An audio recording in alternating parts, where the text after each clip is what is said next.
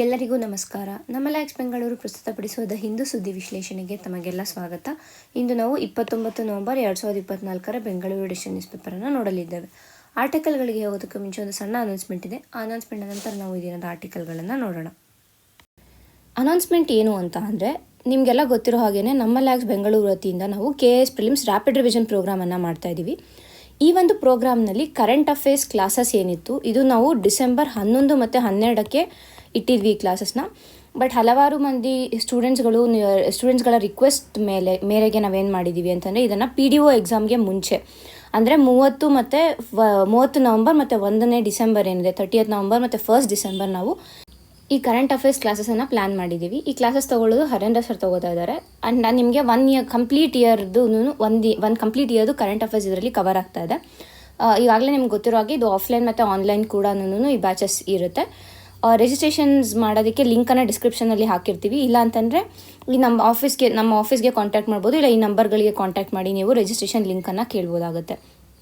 ಮತ್ತೊಂದು ಅನೌನ್ಸ್ಮೆಂಟ್ ಏನು ಅಂತ ಅಂದರೆ, PDO ಎಕ್ಸಾಮ್ಗೆ ಯೂಸ್ಫುಲ್ ಆಗೋ ಥರನೇ ನಾವು ಈ ಥರ ಬರೀ ಕರೆಂಟ್ ಅಫೇರ್ಸ್ ರಿಲೇಟೆಡ್ ಟೆಸ್ಟ್ ಸೀರೀಸನ್ನು ನಡೆಸ್ತಾ ಇದ್ದೀವಿ. 2nd, 3rd, 4th ಮತ್ತು 5th ಡಿಸೆಂಬರ್. ಸೊ 4 ಟೆಸ್ಟ್ಗಳಿರುತ್ತೆ. 199 ರೂಪಾಯಿಗೆ ಡೈಲಿ 10 to 12 ನಮ್ಮ ಏನು ಎಕ್ಸಾಮ್ ಟೈಮಿಂಗ್ಸ್ ಇರುತ್ತೆ ಅದೇ ಟೈಮಿಂಗ್ಸಲ್ಲೇ ನಾವು ಈ ಒಂದು ಟೆಸ್ಟನ್ನು ಕೂಡ ಕಂಡಕ್ಟ್ ಮಾಡ್ತಾ ಇದ್ದೀವಿ. ಇದು ಬರೀ ಕೇವಲ ಕರೆಂಟ್ ಅಫೇರ್ಸ್ ಟೆಸ್ಟ್ ಸೀರೀಸ್ ಆಗಿರುತ್ತೆ. ಒಂದಿನ ನ್ಯಾಷನಲ್ ಕರೆಂಟ್ ಅಫೇರ್ಸ್ ಇರುತ್ತೆ, ಒಂದಿನ ಇಂಟರ್ನ್ಯಾಷನಲ್ಲು, ಇನ್ನೊಂದಿನ ಕರ್ನಾಟಕ ರಿಲೇಟೆಡು, ಮತ್ತು ಇನ್ನು ಲಾಸ್ಟಲ್ಲಿ ಫುಲ್ ಲೆಂತ್ ಅಂದರೆ ಈ 3 ಸೇರಿ ಫುಲ್ ಲೆಂತ್ ಟೆಸ್ಟ್ ಇರುತ್ತೆ. ಸೊ ಇದಕ್ಕೂ ಕೂಡ ರಿಜಿಸ್ಟ್ರೇಷನ್ ಲಿಂಕ್ಸನ್ನು ಡಿಸ್ಕ್ರಿಪ್ಷನಲ್ಲಿ ಹಾಕಿರ್ತೀವಿ. ಇಲ್ಲ ಅಂತಂದರೆ ನಿಮಗೂ ಫರ್ದರ್ ಇನ್ಫಾರ್ಮೇಷನ್ ಬೇಕು ಅಂತಂದರೆ ಈ ನಂಬರ್ಗಳಿಗೆ ಕಾಂಟ್ಯಾಕ್ಟ್ ಮಾಡ್ಬೋದು, ಇಲ್ಲ ನಮ್ಮ ಆಫೀಸನ್ನು ಡೈರೆಕ್ಟಾಗಿ ವಿಸಿಟ್ ಮಾಡ್ಬೋದಾಗುತ್ತೆ. ಈಗ ಈ ದಿನದ ಆರ್ಟಿಕಲ್ಗಳನ್ನು ನೋಡೋಣ. ಮೊದಲ ಆರ್ಟಿಕಲ್ ಬಂದು, move to make chief minister chancellor of RDPR university. ಈಗ ಡಿಸೆಂಬರ್ ಅಂತ ಅಂದಿದ ತಕ್ಷಣ ನಮಗೆ ಗೊತ್ತಿರಬೇಕು, ಎಲ್ಲ ಅಂದರೆ ಲೋಕಸಭಾಲ್ಲೂ ಪಾರ್ಲಿಮೆಂಟಲ್ಲೂ ಅಷ್ಟೇ, ಸ್ಟೇಟ್ ಲೆಜಿಸ್ಲೇಚರಲ್ಲೂ ಅಷ್ಟೇ winter session of the parliament ಇರ್ಬೋದು, winter session of state legislature ಇರ್ಬೋದು ನಡೆಯುತ್ತೆ. ಸೊ ಈ ಒಂದು ವಿಂಟರ್ ಸೆಷನ್ನಲ್ಲಿ ಕರ್ನಾಟಕ ಗವರ್ನಮೆಂಟು ಹಲವಾರು ಬಿಲ್ಗಳನ್ನು ಇಂಟ್ರೊಡ್ಯೂಸ್ ಮಾಡಬೇಕು ಅಂತ ಡಿಸೈಡ್ ಮಾಡಿದೆ. ಸೊ ಆ ಒಂದು ಬಿಲ್ಗಳ ಕುರಿತಾಗಿ ನಾವು ಈ ಆರ್ಟಿಕಲ್ನಲ್ಲಿ ನೋಡ್ತಾ ಇದ್ದೀವಿ. ಸೊ ಮೊದಲನೇ ಬಿಲ್ ಯಾವುದು ಅಂತಂದರೆ, Karnataka state rural development and panchayat Raj university bill. So ಈ ಬಿಲ್ ಏನು ಮಾಡುತ್ತೆ ಅಂತಂದರೆ, ಇಷ್ಟು ದಿನ ಗವರ್ನರ್ ಈ ಒಂದು ಯೂನಿವರ್ಸಿಟಿಯನ್ನು ಚಾನ್ಸಲರ್ ಆಗಿದ್ದರು ಅಲ್ವಾ. ಸೊ ಇವಾಗ ಏನು ಮಾಡುತ್ತೆ ಈ ಬಿಲ್, ಈ 2024 ಇಂಟ್ರೊಡ್ಯೂಸ್ ಮಾಡ್ತಿರೋ ಬಿಲ್ ಏನು ಮಾಡುತ್ತೆ ಅಂತಂದರೆ, ಗವರ್ನರ್ಗೆ ಬದಲಾಗಿ ಚೀಫ್ ಮಿನಿಸ್ಟರನ್ನು ಚಾನ್ಸಲರ್ ಮಾಡಬೇಕು ಅಂತ ಈ ಬಿಲ್ ಅಪ್ರೋಚ್ ಮಾಡ್ತಾ ಇದೆ. ಸೊ ಯಾಕೆ ಅಂತಂದರೆ, ಈ ಒಂದು ಯೂನಿವರ್ಸಿಟಿ ಏನಿದೆ ಇದರ ಮುಖ್ಯ ಗೋಲ್ ಏನು ಅಂತಂದರೆ ಅಡ್ಮಿನಿಸ್ಟ್ರೇಷನ್, ರೂರಲ್ ಡೆವಲಪ್ಮೆಂಟ್ ಇದರ ಕುರಿತಾಗಿದೆ. ಹಾಗಾಗಿ ಇದಕ್ಕೆ ಚೀಫ್ ಮಿನಿಸ್ಟರ್ ಅವರು ಚಾನ್ಸಲರ್ ಆದರೆ ಮತ್ತಷ್ಟು ಒಂದು ಮೀನಿಂಗ್ಫುಲ್ಲಾಗಿ ಇರುತ್ತೆ ಈ ಒಂದು ಯೂನಿವರ್ಸಿಟಿ. ಮತ್ತು ಅದರ ಜೊತೆಗೆ ಅದರ ಒಂದು ಅಡ್ಮಿನಿಸ್ಟ್ರೇಷನ್ ಏನಿದೆ ಅದು ಕೂಡ ಈಸಿ ಆಗುತ್ತೆ ಅನ್ನೋ ನಿಟ್ಟಿನಲ್ಲಿ ಈ ಒಂದು ಸ್ಟೆಪ್ಪನ್ನು ತಗೊಳ್ಳೋದಕ್ಕೆ ನಿರ್ಧಾರ ಮಾಡಿದ್ದಾರೆ. ಮತ್ತು ಈ ಏನು ಕರ್ನಾಟಕ ಇದು ರೂರಲ್ ಡೆವಲಪ್ಮೆಂಟ್ ಮತ್ತು ಪಂಚಾಯತ್ ರಾಜ್ ಯೂನಿವರ್ಸಿಟಿ ಇದೆ, ಇದನ್ನು 2016 ಗದಗಲ್ಲಿ ಇದನ್ನು ನಾವು ಎಸ್ಟಾಬ್ಲಿಷ್ ಮಾಡಿದ್ದೀವಿ. ಕರ್ನಾಟಕದ ಗದಗಲ್ಲಿ ಇದೆ. ಇದು ಎಜುಕೇಷನ್ ಟುವರ್ಡ್ಸ್ ರೂರಲ್ ಡೆವಲಪ್ಮೆಂಟ್ ಏನಿದೆ, ರೂರಲ್ ಡೆವಲಪ್ಮೆಂಟ್ ಎಜುಕೇಷನ್ ಏನಿದೆ ಅದರ ಕುರಿತಾಗಿ ಈ ಒಂದು ಯೂನಿವರ್ಸಿಟಿ ಎಜುಕೇಷನನ್ನು ಕೊಡುತ್ತೆ. ಸೊ ಇದು ಫಸ್ಟ್ ಬಿಲ್ ಇಂಟ್ರೊಡ್ಯೂಸ್ ಮಾಡ್ತಾ ಇರೋದು. ಸೆಕೆಂಡ್ ಬಿಲ್ ಯಾವುದು ಅಂತಂದರೆ, Karnataka labour welfare fund amendment ಬಿಲ್ಲನ್ನು ಇಂಟ್ರೊಡ್ಯೂಸ್ ಮಾಡ್ತಾ ಇದ್ದಾರೆ. ಸೊ ಇದರಿಂದ ಏನಾಗ್ತಾ ಇದೆ ಅಂತಂದರೆ, ಇನ್ಕ್ರೀಸ್ ಮಾಡೋದಕ್ಕೆ ಈ ಏನು ಲೇಬರ್ ವೆಲ್ಫೇರ್ ಕಾರ್ಪಸ್ ಇದೆ, ಲೇಬರ್ ವೆಲ್ಫೇರ್ ಫಂಡ್ ಏನಿದೆ, ಈ ಫಂಡನ್ನು ಇನ್ಕ್ರೀಸ್ ಮಾಡೋದಕ್ಕೆ ಈ ಒಂದು ಬಿಲ್ಲನ್ನು ಇಂಟ್ರೊಡ್ಯೂಸ್ ಮಾಡ್ತಾಯಿದ್ದಾರೆ. ಸೊ ಏನು ಹೇಳುತ್ತೆ ಈ ಬಿಲ್ಲು ಅಂತಂದರೆ, 50 ರೂಪೀಸು ವರ್ಕರ್ ಕೊಡಬೇಕು, 100 ರೂಪೀಸ್ ಬಂದು ಎಂಪ್ಲಾಯರ್ ಶೇರ್ ಅಂದರೆ ಯಾರು ಇದು ಮಾಡ್ತಾ ಇರ್ತಾರೆ, ಕೆಲಸ ಯಾರು ಕೊಟ್ಟಿರ್ತಾರೆ, ಕಂಪನೀಸ್ ಯಾರು ಇರ್ತಾರೆ ಆ ಎಂಪ್ಲಾಯರ್ ಕೊಡಬೇಕು. ಮತ್ತು 50 ರೂಪೀಸ್ ಏನಿದೆ ಇದನ್ನು ಗವರ್ನಮೆಂಟ್ ಕೊಡುತ್ತೆ. ಸೊ 50, 100, 50 ಶೇರಲ್ಲಿ ಈ ಒಂದು ವೆಲ್ಫೇರ್ ಫಂಡನ್ನು ಇದು ಮಾಡಿದ್ದಾರೆ, ಅಂದರೆ ಮತ್ತೆ ಚೇಂಜ್ ಮಾಡಿದ್ದಾರೆ. ಈ ಏನು 50, 100, 50 ರೇಷಿಯೋಸ್ ಇದೆ, ಈ ರೇಷಿಯೋಸನ್ನು ಅವರು ಚೇಂಜ್ ಮಾಡಿದ್ದಾರೆ. ಸೊ ಇದು ಸೆಕೆಂಡ್ ಬಿಲ್. ಥರ್ಡ್ ಬಿಲ್ ಯಾವುದು ಅಂತಂದರೆ, Karnataka ground water regulations and control of development and management amendment bill. So this is with relation to ground water ಅಂತ ನಾವು ತಿಳ್ಕೊಬೇಕು. ಸೊ ಇದು ಏನು ಮಾಡುತ್ತೆ ಅಂತಂದರೆ, ಈ ಓಪನ್ ಬೋರ್ವೆಲ್ಸ್ ಇರುತ್ತಲ್ವಾ, ಅಂದರೆ ಈಗ ಹಲವಾರು ಬಾರಿ ಏನಾಗುತ್ತೆ ಅಂತಂದರೆ ಬೋರ್ವೆಲನ್ನು ಕೊರೆದಿರ್ತಾರೆ, ಬಟ್ ನೀರು ಸಿಕ್ಕಿಲ್ಲ ಅನ್ನೋ ಕಾರಣಕ್ಕೆ ಆ ಬೋರ್ವೆಲ್ನ ಮುಚ್ಚಿರಲ್ಲ ಸರಿಯಾಗಿ. ಸೊ ಅದರೊಳಗಡೆ ಮಕ್ಕಳು ಬಿದ್ದು ಸಿಕ್ಕಾಕೊಂಡಿರುವಂಥ ಹಲವಾರು ಇನ್ಸ್ಟೆನ್ಸಸನ್ನು ನಾವು ನೋಡಿದ್ದೀವಿ.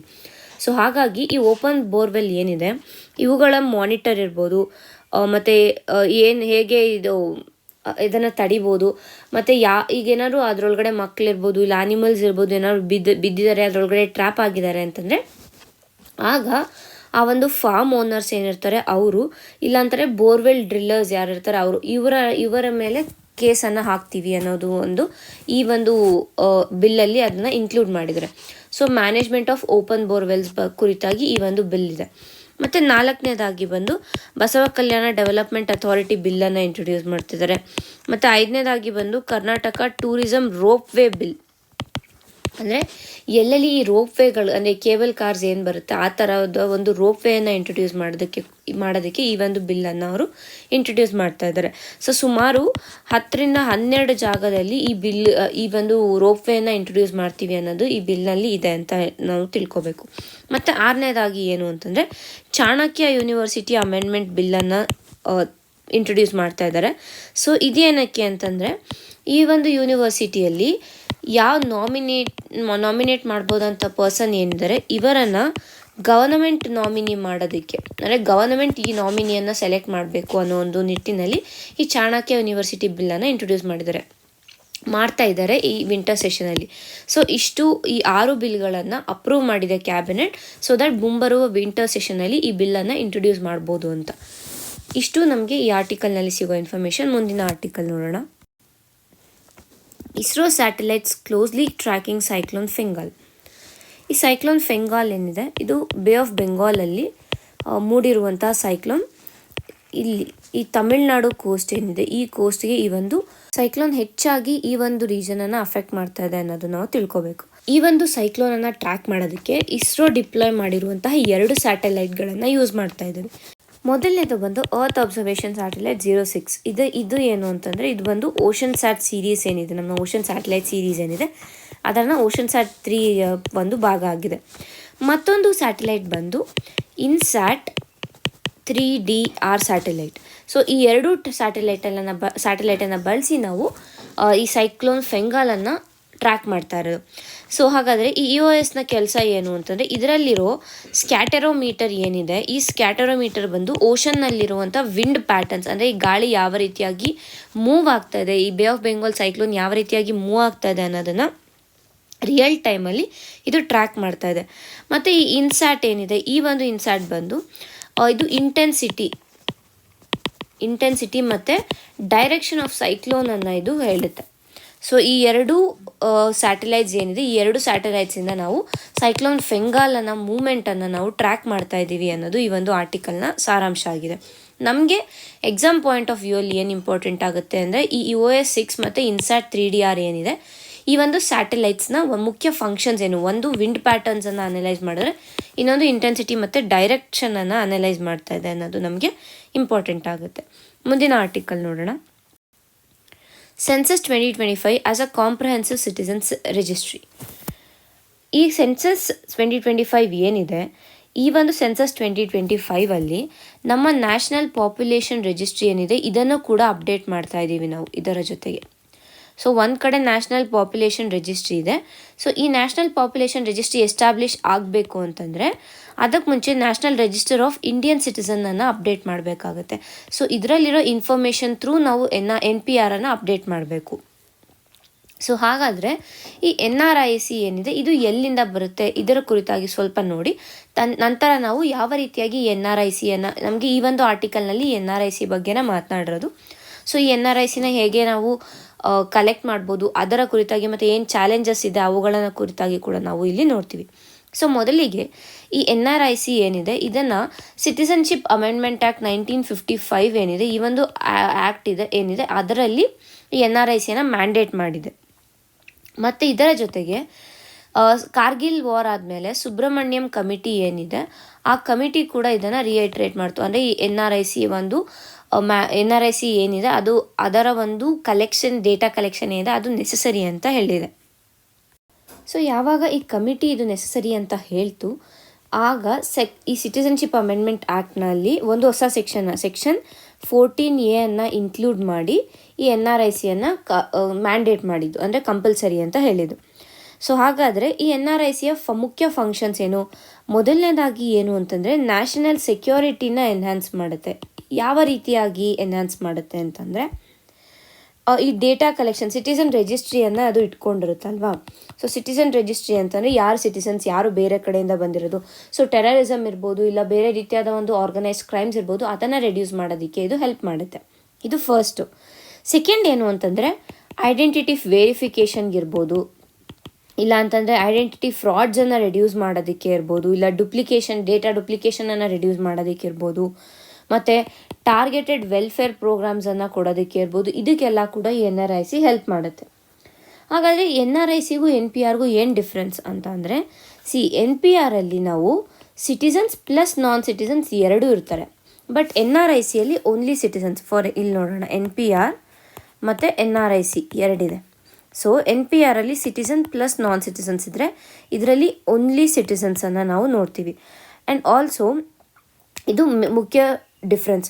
ಮತ್ತು ಹಾಗಾದರೆ ಈ NPR ಯಾವ ರೀತಿಯಾಗಿ ಕಲೆಕ್ಟ್ ಮಾಡ್ತೀವಿ ಅಂತಂದರೆ, ಫಸ್ಟ್ NPRಗೆ ಒಂದು ಡೇಟಾವನ್ನು ನಾವು ಒಂದು ಕಾಂಪ್ರಿಹೆನ್ಸಿವ್ ಡೇಟಾನ ಕ್ರಿಯೇಟ್ ಮಾಡ್ತೀವಿ. ಇದಾದಮೇಲೆ ಬಯೋಮೆಟ್ರಿಕ್ ಡೇಟಾನ ನಾವು ಕಲೆಕ್ಟ್ ಮಾಡ್ತೀವಿ. ಸೊ ಬಯೋಮೆಟ್ರಿಕ್ ಡೇಟಾನ ಯಾವಾಗ ಕಲೆಕ್ಟ್ ಮಾಡ್ತೀವಿ, ಇಲ್ಲಿ ಕಾಂಪ್ರಿಹೆನ್ಸಿವ್ ಡೇಟಾ ಏನು ಕಲೆಕ್ಟ್ ಮಾಡಿರ್ತೀವಿ ಅದರಲ್ಲಿ ಡುಪ್ಲಿಕೇಶನ್ ಏನಾದರೂ ಆಗಿದ್ದರೆ ಆ ಡುಪ್ಲಿಕೇಶನ್ ಇಲ್ಲಿ ರೆಡ್ಯೂಸ್ ಆಗುತ್ತೆ. ಬಿಕಾಸ್ ಬಯೋಮೆಟ್ರಿಕ್ ಅಂತ ಅಂದ ತಕ್ಷಣ it is unique to every individual ಅಲ್ವಾ. ಸೊ ಹಾಗಾಗಿ ಎಲ್ಲ ಡುಪ್ಲಿಕೇಶನ್ ಹೋಗುತ್ತೆ. ಇದಾದಮೇಲೆ ಬಯೋಮೆಟ್ರಿಕ್ ಡೇಟಾ ಆದಮೇಲೆ ಪಬ್ಲಿಕ್ ಕ್ಲೇಮ್ಸ್ ಏನಾದರೂ ಇದೆಯಾ, ಈ ಒಂದು ಡೇಟಾ ನಾವು ಕಲೆಕ್ಟ್ ಮಾಡಿರೋದ್ರಲ್ಲಿ ಪಬ್ಲಿಕ್ ಕ್ಲೇಮ್ಸ್ ಇರ್ಬೋದು, ಇಲ್ಲ ಅಬ್ಜೆಕ್ಷನ್ಸ್ ಏನಾದರೂ ಇದೆಯಾ ಅನ್ನೋದನ್ನ ಚೆಕ್ ಮಾಡ್ತೀವಿ. ಅದನ್ನು ಚೆಕ್ ಮಾಡಿದ್ಮೇಲೆ ಏನೂ ಅಬ್ಜೆಕ್ಷನ್ಸ್ ಇಲ್ಲ ಅಂದರೆ ನೆಕ್ಸ್ಟು ವೆರಿಫೈ ಮಾಡಿ ಅಪೀಲಿಂಗ್ ಪ್ರಾಸೆಸ್ ನಡೆಯುತ್ತೆ. ಯಾವಾಗ ಇದೆಲ್ಲ ನಡೆಯುತ್ತೆ, ಇದೆಲ್ಲ ಆದಮೇಲೆ NRIC ಏನಿದೆ ಇದನ್ನು ನಾವು ಫೈನಲೈಸ್ ಮಾಡ್ತೀವಿ. ಮೊದಲಿಗೆ ಏನಾಗುತ್ತೆ ಅಂತಂದರೆ, ಈ NPRಲ್ಲಿ ನಮಗೆ ಸಿಟಿಸನ್ ಯಾರು, ನಾನ್ ಸಿಟಿಸನ್ ಯಾರು ಅಂತ ತಿಳಿಯುತ್ತೆ. ಸೊ ಅದಾದಮೇಲೆ ಸಿಟಿಸನ್ ಏನಿದ್ದಾರೆ ಅವರ ಡೇಟಾ ಮಾತ್ರ ನಾವು ಇಲ್ಲಿ ಕಲೆಕ್ಟ್ ಮಾಡ್ತೀವಿ. ಆಮೇಲೆ ಬಯೋಮೆಟ್ರಿಕ್ ಮಾಡ್ತೀವಿ. ಅದಾದಮೇಲೆ ಪಬ್ಲಿಕ್ ಕ್ಲೈಮ್ಸ್ ಏನಾದರೂ ಇದ್ದರೆ ಅದನ್ನು ನೋಡಿ ವೆರಿಫಿಕೇಷನ್ ಅಪೀಲ್ಸು, ಅದಾದಮೇಲೆ NRIC ಅನ್ನೋ ಒಂದು ಕಂಪೈಲೇಷನ್ ನಡೆಯುತ್ತೆ. ಸೊ ಇಷ್ಟು ಈ ಒಂದು NRICಯ ಒಂದು ಕಲೆಕ್ಷನ್ ಪ್ರಾಸೆಸ್ ಬಗ್ಗೆ ಆಯಿತು. ಹಾಗಾದರೆ ಇಲ್ಲಿ ಒಂದು ಡೌಟ್ ಬರುತ್ತೆ ನಮಗೆ. ಈಗ ಆಲ್ರೆಡಿ ಆಧಾರ್ ಇದೆ. Aadhaar is only for citizens ಅಲ್ವಾ. ಸೊ ಆಧಾರ್ ಇದೆ, NRIC ಇದೆ. ಸೊ ಎರಡೂ ಸೇಮ್ ಆಗುತ್ತೆ. ಯಾಕೆ NRIC ಬೇಕು ಅಂತ? ಆಧಾರ್ ಏನಾಗುತ್ತೆ ಅಂತಂದರೆ, it is not only for citizens, it is for residents of India. But this is for citizens. Sorry, ನಾನು ಈ ಹಿಂದೆ ಏನು ಹೇಳಿದೆ ಅಂದರೆ ಆಧಾರ್ ಇಸ್ ಫಾರ್ ಸಿಟಿಸನ್ಸ್ ಅಂತಂದರೆ, Aadhaar is not for citizens, Aadhaar is for residents of India. ಭಾರತದಲ್ಲಿ ಯಾರು ರೆಸಿಡೆಂಟ್ ಆಗಿರ್ತಾರೆ ಅವರಿಗೆ ಆಧಾರ್ ಕಾರ್ಡನ್ನು ನಾವು ಕೊಡ್ಬೋದು. ಸೊ ಇದರಿಂದ ಏನಾಗುತ್ತೆ ಅಂತಂದರೆ, ರಿಗಾರ್ಡ್ಲೆಸ್ ಆಫ್ ಸಿಟಿಸನ್ಶಿಪ್ ನಾವು ರೆಸಿಡೆನ್ಸಿಯನ್ನು ಮಾತ್ರ ಕನ್ಸಿಡರ್ ಮಾಡ್ತೀವಿ. ಮತ್ತು ಇದು ಮೇಯ್ನಾಗಿ ಏನಕ್ಕೆ ಅಂತಂದರೆ, ಬಯೋಮೆಟ್ರಿಕ್ ಐಡೆಂಟಿಟಿಯನ್ನು ನಾವು ಎನೇಬಲ್ ಮಾಡೋದಕ್ಕೋಸ್ಕರ ಆಧಾರನ್ನು ನಾವು ಯೂಸ್ ಮಾಡ್ತೀವಿ. ಬಟ್ NRIC ಬಂದರೆ, ಇದು ನಾನು ಈಗಾಗಲೇ ಹೇಳಿರೋ ಥರ ಇದು ಸಿಟಿಸನ್ ರಿಜಿಸ್ಟ್ರಿ ಆಗಿದೆ. ಇದು ನಾವು ಐಡೆಂಟಿಟಿ ರಿಜಿಸ್ಟ್ರೇಷನ್ ಮಾಡಿದ್ರೆ ಇದು ಸಿಟಿಸನ್ ವೆರಿಫಿಕೇಷನ್ ಮಾಡುತ್ತೆ. ಓಕೆನಾ. ಆಧಾರ್ ಬಂದು ಐಡೆಂಟಿಟಿಯನ್ನು ನಿರ್ಧಾರ ಮಾಡಿದ್ರೆ, NRIC ಬಂದು ಸಿಟಿಸನ್ ಅಲ್ವಾ ಅಂತ ವೆರಿಫೈ ಮಾಡುತ್ತೆ. ಮತ್ತು ಈ ಆಧಾರ್ ಬಂದು it is broadly inclusive of all residents, but it is only for citizens, ಈಗಾಗಲೇ ಹೇಳಿರೋ ಥರನೇ. ಸೊ ಮೇನ್ ಡಿಫ್ರೆನ್ಸ್ ಏನು ಆಧಾರ್ ಮತ್ತು NRICಗೆ ಅಂತಂದರೆ, ಇದು ರೆಸಿಡೆನ್ಸ್ಗೆ ಮತ್ತು ಇದು ಐಡೆಂಟಿಟಿಯನ್ನು ವೆರಿಫೈ ಮಾಡುತ್ತೆ. But NRIC it is for citizens and it ವೆರಿಫೈಸ್ about the citizenship. ಇಷ್ಟು ನಮಗೆ ಸೊ ಇಲ್ಲಿ NPR ಮತ್ತು NRIC ಬಗ್ಗೆ ಗೊತ್ತಾಯಿತು, ಆಧಾರ್ ಮತ್ತು NRIC ಬಗ್ಗೆ ಗೊತ್ತಾಯಿತು. ಸೊ ಡೇಟಾ ಅಂತ ಬಂದ ತಕ್ಷಣ ನಮಗೆ ಕೆಲವು ಕನ್ಸರ್ನ್ಸನ್ನು ಇರುತ್ತೆ. ಡೇಟಾ ಅಂತ ಬಂದಾಗ ಇಟ್ ಈಸ್ ಅಬೌಟ್ ಇಂಡಿವಿಜುವಲ್ನ ಒಂದು ಪರ್ಸ್ನಲ್ ಲೈಫ್, ಪರ್ಸ್ನಲ್ ಲಿಬರ್ಟಿ ಕುರಿತಾಗಿರುತ್ತೆ. ಸೊ ಹಾಗಾಗಿ ಕೆಲವೊಂದು ಕನ್ಸರ್ನ್ಸ್ ಇದೆ. ಏನು ಈ ಕನ್ಸರ್ನ್ಸ್ ಅಂದರೆ, ಮೊದಲಿಗೆ data privacy is a big concern. ಯಾವ ರೀತಿಯಾಗಿ ಈ ಡೇಟಾನ ನಾವು ಮೇಂಟೈನ್ ಮಾಡ್ತೀವಿ ಅಥವಾ ಯಾವ ರೀತಿಯಾಗಿ ಈ ಡೇಟಾನ ನಾವು ಪ್ರೊಟೆಕ್ಟ್ ಮಾಡ್ತೀವಿ ಅನ್ನೋದು ಇಂಪಾರ್ಟೆಂಟ್ ಆಗುತ್ತೆ. ಮತ್ತು ಪೊಟೆನ್ಷಿಯಲ್ ಮಿಸ್ಯೂಸ್ ಆಗುವಂತಹ ಒಂದು ಚಾನ್ಸಸ್ ಇರುತ್ತೆ. ಈ ಡೇಟಾ ಯಾರ ಕೈಲಾದರೂ ಸಿಕ್ತು ಅಂತಂದರೆ ಅದನ್ನ ಮಿಸ್ಯೂಸ್ ಮಾಡ್ಕೊಳ್ಳುವಂತಹ ಒಂದು ಚಾನ್ಸಸ್ ಇರುತ್ತೆ. ಬಿ ಡೆಮೋಗ್ರಫಿಕ್ ಆರ್ ಬಯೋಮೆಟ್ರಿಕ್, ಒಟ್ನಲ್ಲಿ ಡೇಟಾ ಮಿಸ್ಯೂಸ್ ಇರುತ್ತೆ. ಸೊ ಇದೆರಡರಿಂದ ಏನು ಡೇಟಾ ಪ್ರೊಟೆಕ್ಷನ್ ಏನಿದೆ ದ್ಯಾಟ್ ಬಿಕಮ್ಸ್ ಇಂಪಾರ್ಟೆಂಟ್. ಅದಾದಮೇಲೆ ನೆಕ್ಸ್ಟ್ ಬಂದು ಎಕ್ಸ್ಕ್ಲೂಷನ್ ಫಿಯರ್ಸ್. ಈಗಾಗಲೇ ನಾವು ನೋಡಿದ್ದೀವಿ ಅಸ್ಸಾಂನ ಅಸ್ಸಾಂನಲ್ಲಿ NRC ಮಾಡುವಾಗ ಹಲವಾರು ಜನರ ಒಂದು ಏನು ಡಾಕ್ಯುಮೆಂಟೇಷನ್ ಇದೆ ಅವರ ಹತ್ರ ಒಂದು ಸರಿಯಾದ ಒಂದು ಡಾಕ್ಯುಮೆಂಟೇಷನ್ ಇಲ್ಲದೆ ಇರೋ ಕಾರಣಕ್ಕೆ ಅವರನ್ನು NRCಯಿಂದ ಎಕ್ಸ್ಕ್ಲೂಡ್ ಮಾಡಲಾಯಿತು. ಸೊ ಆ ರೀತಿಯಾದ ಒಂದು ಎಕ್ಸ್ಕ್ಲೂಷನ್ ಎರರ್ಸ್ ಏನಿದೆ ಅದು ಕೂಡ ನಡೆಯುವಂತಹ ಸಾಧ್ಯತೆಗಳಿದೆ. ಇದರ ಜೊತೆಗೆ ಲಾಜಿಸ್ಟಿಕ್ ಮತ್ತು ಅಡ್ಮಿನಿಸ್ಟ್ರೇಟಿವ್ ಚಾಲೆಂಜಸ್. ಈಗ ಈ data collection is a huge huge act. So ಹಾಗಾಗಿ ಲಾಜಿಸ್ಟಿಕ್ಸ್ ಇರ್ಬೋದು, ಅಂದರೆ ಅದನ್ನು ಕಲೆಕ್ಟ್ ಮಾಡೋಕ್ಕೆ ಬೇಕಾದಂಥ ಪರ್ಸನಲ್ ಇರ್ಬೋದು, ಇಲ್ಲ ಅಂತಂದರೆ ಎಕ್ವಿಪ್ಮೆಂಟ್ಸ್ ಇರ್ಬೋದು, ಇಲ್ಲ ಅಂದರೆ ಸರಿಯಾದ ಒಂದು ಸಾಫ್ಟ್ವೇರ್ ಇರ್ಬೋದು, ಇದೆಲ್ಲದರ ಒಂದು ಪ್ರಾಬ್ಲಮ್ ಕೂಡ ನಾವು ಫೇಸ್ ಮಾಡಬೇಕಾಗುತ್ತೆ. ಸೊ ಇಷ್ಟು ಕನ್ಸರ್ನ್ಸನ್ನು ನಾವು ಅಡ್ರೆಸ್ ಮಾಡಬೇಕು ಬಿಫೋರ್ ಕಂಪೈಲಿಂಗ್ NRIC. ಸೊ ಈ ಮೂಲಕ ಏನಾಗುತ್ತೆ, ಯಾವಾಗ ನಾವು ಈ ಕನ್ಸರ್ನ್ಸನ್ನು ಅಡ್ರೆಸ್ ಮಾಡ್ತೀವಿ ಆಗ NRIC will become inclusive, equitable and effective ಅಂತ ಈ ಆರ್ಟಿಕಲ್ ಹೇಳ್ತಾ ಇದೆ. ಈಗ ಮುಂದಿನ ಆರ್ಟಿಕಲ್ ನೋಡೋಣ. UGC approves guidelines on flexible duration degrees for under graduate students. ಇನ್ನು ಮುಂದೆ ಏನಾಗುತ್ತೆ ಅಂತಂದರೆ ಈಗ 3 years ಡಿಗ್ರಿ ಇದೆ, ಇಲ್ಲಾಂದರೆ 4 year ಡಿಗ್ರೀಸ್ ಇದೆ, ಇಲ್ಲ 5 year ಡಿಗ್ರೀಸ್ ಇದೆ. ಸೊ ಬಟ್ ಈ ಒಂದು ಗೈಡ್ಲೈನ್ಸ್ ಏನು ಕೊಟ್ಟಿದ್ದಾರೆ ಅದು 3 year ಅಥವಾ 4 year ಡಿಗ್ರೀಸ್ಗೆ ಏನು ಕೊಟ್ಟಿದ್ದಾರೆ ಅಂತಂದರೆ ಆಕ್ಸಿಲರೇಟೆಡ್ ಡಿಗ್ರಿ ಪ್ರೋಗ್ರಾಮ್ಸ್ ಅನ್ನೋ ಒಂದು ಗೈಡ್ಲೈನ್ಸನ್ನು UGC ನೀಡಿದೆ. ಇದರ ಅಂಡರಲ್ಲಿ ಏನಾಗುತ್ತೆ ಅಂದರೆ ಈಗ ಯಾರಾದರೂ 3 year ಡಿಗ್ರಿಯನ್ನು 2 yearsಲ್ಲೇ ಕಂಪ್ಲೀಟ್ ಮಾಡಬೇಕು, ಇಲ್ಲ 2.5 yearsಲ್ಲೇ ಕಂಪ್ಲೀಟ್ ಮಾಡಬೇಕು ಅಂದರೆ ಅವ್ರು ಮಾಡ್ಬೋದು. ಇಲ್ಲ 4 years ಅಷ್ಟೇ ಅರ್ಲಿಯರ್ ಆಗಿ ಅಂದರೆ 3 years ಮುಗಿಸ್ಬೇಕು, ಇಲ್ಲ 3.5 years ಮುಗಿಸ್ತೀವಿ ಅಂದರೆ ಅದನ್ನು ಅಪ್ರೂವ್ ಮಾಡ್ತಾಯಿದೆ. ಇಲ್ಲ 4 years ಡಿಗ್ರಿನ 5 years ನಾವು ಕಂಪ್ಲೀಟ್ ಮಾಡ್ತೀವಿ ಅಂದರೆ ಅದನ್ನು ಕೂಡ ಅಪ್ರೂವ್ ಮಾಡ್ಬೋದು. ಅಂದರೆ ಓವರಾಲ್ ಆಗಿ ಈಗ ಆ್ಯಕ್ಚುಲ್ ಸ್ಟಿಪ್ಯುಲೇಟೆಡ್ ಟೈಮ್ ಏನಿದೆ 3 or 4 years ಸ್ಟಿಪ್ಯುಲೇಟೆಡ್ ಟೈಮ್ ಏನಿದೆ ಅದಕ್ಕಿಂತ ಅರ್ಲಿಯರ್ ಆಗಾದರೂ ಮುಗಿಸ್ಕೋಬೋದು, ಆರ್ ಲೇಟರ್ ಆಗಾದರೂ ಅಂದರೆ ಎಕ್ಸ್ಟೆಂಡ್ ಆದರೂ ಮಾಡ್ಕೋಬೋದು. ಅರ್ಲಿಯರ್ ಆಗೋ ಮುಗಿಸ್ಬೋದು, ಇಲ್ಲ ಎಕ್ಸ್ಟೆಂಡ್ ಆದರೂ ಮಾಡ್ಕೋಬೋದು ಅನ್ನೋದನ್ನು ಈ ಒಂದು UGC ಗೈಡ್ಲೈನ್ಸಲ್ಲಿ ಅಪ್ರೂವ್ ಮಾಡಿದೆ. ಮತ್ತು ಹಾಗಾದರೆ ಏನು ಪ್ರಾಬ್ಲಮ್ ಆಗುತ್ತೆ ಅಂದರೆ ಇವಾಗ ಇಷ್ಟು ದಿನ ಏನಾಗ್ತಿದ್ದು ಸ್ಟ್ಯಾಂಡರ್ಡ್ ಡಿಗ್ರಿ ಟೈಮ್ ಇರೋದ್ರಿಂದ ಆ ಒಂದು ಪೀರಿಯಡಲ್ಲೇ ಮುಗಿಸ್ಕೋಬೇಕಿತ್ತು. ಸೊ ಆ ಕ್ರೆಡಿಟ್ಸ್ ಏನಿದೆ ಅದನ್ನು ಮ್ಯಾನೇಜ್ ಮಾಡೋದು ಈಸಿ ಇರ್ತಾಯಿತ್ತು. ಬಟ್ ಯಾವಾಗ ಈ ರೀತಿಯಾದ ಒಂದು ಆಪ್ಷನ್ಸ್ ಕೊಡ್ತಾರೆ ಈ ಒಂದು ಕ್ರೆಡಿಟ್ ಮ್ಯಾನೇಜ್ಮೆಂಟ್ ಕಷ್ಟ ಆಗುತ್ತೆ. ಸೊ ಅದಕ್ಕಾಗಿ ನ್ಯಾಷನಲ್ ಕ್ರೆಡಿಟ್ ಫ್ರೇಮ್ವರ್ಕ್ ಏನಿದೆ, ಈ ಕ್ರೆಡಿಟ್ ಫ್ರೇಮ್ವರ್ಕ್ ಏನು ಇಂಟ್ರೊಡ್ಯೂಸ್ ಮಾಡಿದ್ದಾರೆ, ಈ ಫ್ರೇಮ್ವರ್ಕು ಈ ಒಂದು ಕ್ರೆಡಿಟ್ಸ್ ಅಂದರೆ ಈಗೇನಾದ್ರು ಬೇಗ ಮುಗಿಸಿದ್ರೆ ಇಲ್ಲ ಆಮೇಲೆ ಮುಗಿಸಿದ್ರೆ ಈ ರೀತಿಯಾದ ಒಂದು ಕ್ರೆಡಿಟ್ಸ್ ಏನಿರುತ್ತೆ ಆ ಕ್ರೆಡಿಟ್ಸನ್ನು ಇದು ಮೇಂಟೈನ್ ಮಾಡುತ್ತೆ. ಸೊ ದಟ್ ಫಾಸ್ಟ್ ಲರ್ನರ್ಸ್ ಯಾರಿರ್ತಾರೆ, ಸ್ಲೋ ಲರ್ನರ್ಸ್ ಯಾರಿರ್ತಾರೆ ಅವರ ಒಂದು ಪೇಸ್ಗೆ ತಕ್ಕಂತೆ ಅವರು ತಮ್ಮ ಡಿಗ್ರಿ ಪ್ರೋಗ್ರಾಮನ್ನು ಮುಗಿಸ್ಕೋಬೋದು ಅನ್ನೋ ಒಂದು ನಿಟ್ಟಿನಲ್ಲಿ ಈ ಒಂದು ಗೈಡ್ಲೈನ್ಸನ್ನು ಡಿಸೈನ್ ಮಾಡಿದ್ದಾರೆ. ಇಷ್ಟು ಈ ಆರ್ಟಿಕಲ್ನಲ್ಲಿ ಸಿಗೋ ಸಾರಾಂಶ. ಮುಂದಿನ ಆರ್ಟಿಕಲ್ ನೋಡೋಣ. India test ballistic missile with range of around 3500 kilometers. ನಿನ್ನೆ ಅಷ್ಟೇ ಭಾರತ ನ್ಯೂಕ್ಲಿಯರ್ ಕೇಪಬಲ್ ಬ್ಯಾಲಿಸ್ಟಿಕ್ ಮಿಸೈಲನ್ನು ಟೆಸ್ಟ್ ಮಾಡಿದೆ, which is a nuclear powered submarine. ಈ ಒಂದು ಮಿಸೈಲ್ನ ಹೆಸರು K4. So it was tested through INS Arighaat ಎಲ್ಲಿ ವಿಶಾಖಪಟ್ಟಣಮಲ್ಲಿ ಈ ಒಂದು K4 ಮಿಸೈಲನ್ನು ಟೆಸ್ಟ್ ಮಾಡಿದ್ದಾರೆ. ಸೊ ಈ K4 ಮಿಸೈಲ್ ಏನು ಟೆಸ್ಟ್ ಮಾಡಿದ್ದಾರೆ, it was a first test of submarine launch ballistic missile from a submarine. ಇದೇನಕ್ಕೆ ಇಂಪಾರ್ಟೆಂಟ್ ಆಗುತ್ತೆ ಅಂದರೆ it was the first test of submarine launched ballistic missile. ಇದಕ್ಕೋಸ್ಕರ ನಮಗೆ ಇದು ಇಂಪಾರ್ಟೆಂಟ್ ಆಗುತ್ತೆ. ಸೊ ನಾವಿಲ್ಲಿ K4 ಬಗ್ಗೆ ಸ್ವಲ್ಪ ಡೀಟೇಲ್ಸನ್ನು ತಿಳ್ಕೊಳ್ಳೋಣ. K4 is an indigenously developed missile by DRDO ಇದನ್ನು ಡೆವಲಪ್ ಮಾಡಿರೋದು. ಆ್ಯಂಡ್ K4 ಏನಿದೆ ಇದು ಲ್ಯಾಂಡ್ ಬೇಸ್ಡ್ ವೇರಿಯಂಟ್ ಆಫ್ ಅಗ್ನಿ-3. ನಮ್ಮ ಅಗ್ನಿ-3 ಮಿಸೈಲ್ ಏನಿದೆ ಅದು ಲ್ಯಾಂಡ್ ಬೇಸ್ಡ್ ಆಗಿದೆ. ಸೊ K4 ಬಂದು ಇಟ್ ಈಸ್ ಸಬ್ಮರೀನ್ ಲಾಂಚ್ಡ್. ಮತ್ತು ಇದರ ರೇಂಜ್ ಈಗಾಗಲೇ ನಾನು ಹೇಳಿರೋ ಥರ it is 3500 kilometers. So it can ಅಪ್ರಾಕ್ಸಿಮೇಟಾಗಿ it can reach all parts of Pakistan and parts of China. ಮತ್ತು ಇದರ ಒಂದು ಸೈಜ್ ಏನಿದೆ 10 meters ಲಾಂಗ್ ಇದೆ, 20 tons ವೇ ಮಾಡುತ್ತೆ. ಮತ್ತು ಇದು 2 tons ಆಫ್ ಪೇಲೋಡ್, 2 tons ಅಂದರೆ ಆಲ್ಮೋಸ್ಟ್ 2000 kg ಅಷ್ಟು ಪೇಲೋಡನ್ನು ಈ ಒಂದು K4 ಹೊರಬೋದು. ಮತ್ತು it has a 2-stage solid rocket motor and use a solid rocket propellant. ನಮಗೆ ಎಕ್ಸಾಮ್ ಪಾಯಿಂಟ್ ಆಫ್ ವ್ಯೂ ಅಲ್ಲಿ ಏನೇನು ಇಂಪಾರ್ಟೆಂಟ್ ಆಗುತ್ತೆ ಅಂತಂದರೆ it is submarine launch ballistic missile ಅನ್ನೋದು ಇಂಪಾರ್ಟೆಂಟ್ ಆಗುತ್ತೆ. ಯಾರು ಡೆವಲಪ್ ಮಾಡಿದ್ದಾರೆ, DRDO ಡೆವಲಪ್ ಮಾಡಿರೋದು. ಮತ್ತು it is a variant of land based Agni missile. Agni ಮಿಸೈಲ್ನ ಒಂದು ವೇರಿಯಂಟ್ ಆಗಿದೆ.